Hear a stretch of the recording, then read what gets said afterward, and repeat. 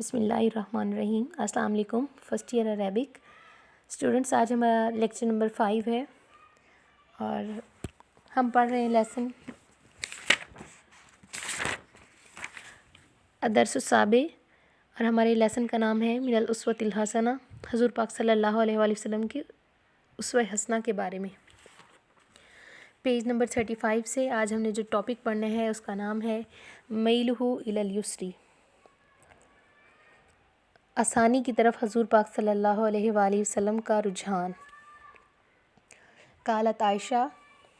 قالت کہتی ہیں، فرماتی ہیں، عائشہ تو عائشہ رضی اللہ عنہا، حضرت عائشہ رضی اللہ تعالی عنہا فرماتی ہیں، ماں جو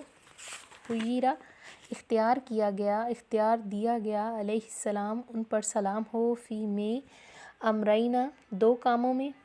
قطو ہرگز نہیں، کبھی۔ حضرت عائشہ فرماتی ہیں دو معاملات میں آپ کو کبھی اختیار نہیں ملا، الا مگر اختارا پسند کیا، ایسرہما ان میں سے آسان، مگر آپ نے ان معاملوں میں سے زیادہ آسان کا انتخاب کیا۔ ما لم جو ہرگز نہیں تھا، یکن ہو اسمن گناہ، فإن پس اگر کانا تھا، اسمن گناہ کانا تھا، ابعدا بہت زیادہ دور، الناسی لوگوں میں سے، منہ اس سے، مگر ان معاملات کا تقاضا یہ ہے کہ وہ گناہ نہ ہوتا، اور اگر وہ گناہ ہوتا تو آپ تمام لوگوں میں سے زیادہ گناہ سے دور رہنے والے ہیں۔ عن عائشہ رضی اللہ عنہا، حضرت عائشہ سے روایت ہے، ان بے شک قریش کی،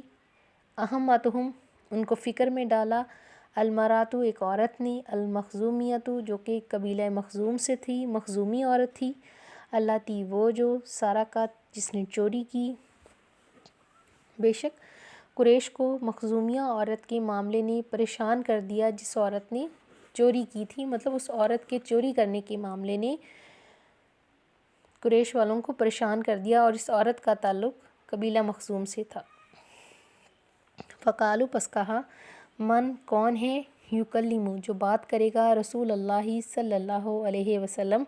تو لوگوں نے کہا رسول صلی اللہ علیہ وآلہ وسلم سے اس بارے میں کون بات کرے گا؟ ومن اور کون، یجتری جرأت کرتا ہے، علیہ اس پر، الا مگر، اسامہ تو اسامہ، حب زیادہ محبوب ہے، بہت زیادہ پیارا ہے، رسول اللہ صلی اللہ علیہ وسلم، حضور پاک صلی اللہ علیہ وآلہ وسلم کو، اور اسامہ کے علاوہ اس کی جرأت کوئی نہیں کر سکے گا، کیونکہ وہ آپ کے ہاں زیادہ محبوب ہیں، زیادہ پیارے ہیں۔ اس کا بامحاورہ ترجمہ دیکھیں۔ حضرت عائشہ سے روایت ہے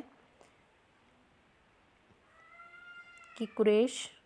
کو مخزومیہ عورت کے معاملے نے پریشان کر دیا، اور وہ عورت جو تھی اس کا تعلق قبیلہ مخزوم سے تھا، اور اس عورت کی چوری کرنے کے معاملے نے سب قریش والوں کو مشکل میں ڈال دیا۔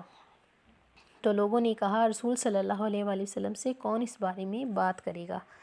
اور اسامہ کے علاوہ اس بات کی کوئی جرأت نہیں کر سکا، کیونکہ حضرت اسامہ آپ کے ہاں بہت زیادہ محبوب تھے۔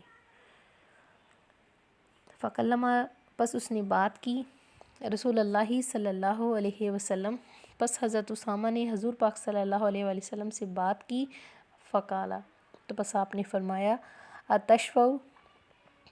کیا تشفع تو سفارش کرتا ہے، فی میں حد میں، من حدود اللہ اللہ کی حدود میں، کیا تم اللہ کی مقرر کردہ حدود کے بارے میں سفارش کرتے ہو؟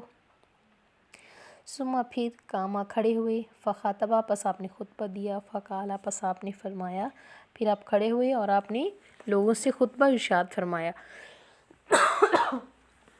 یا ایھا الناس اے لوگو،